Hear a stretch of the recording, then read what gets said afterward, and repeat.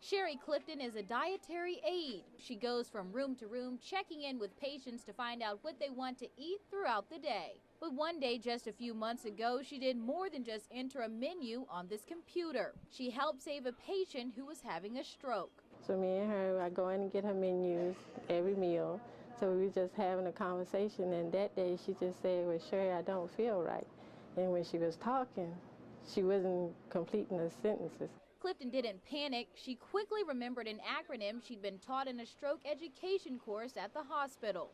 ACT FAST. F is for face. Notice facial drooping. A stands for arm weakness or numbness. S means watch for slurred speech. And T is for time. There's not much of it before brain damage is done. After Clifton noticed the signs and symptoms, she stepped into the hallway to find a nurse. I need for you to check on my lady in 605 because she seems like she's a little bit incoherent. Nurse Amanda Dineline was right there and ready to check on the patient. She says having the whole staff on the lookout for stroke and other serious symptoms will help patients get the best care possible. Everybody in the hospital is trained, at some level to respond to an emergency situation and to recognize, even if they don't know what to call it, that there's something wrong. And everybody that comes in contact with the patient can potentially impact that patient's care. While Clifton may not be a doctor or a nurse, she received stroke training and knew exactly what to look out for.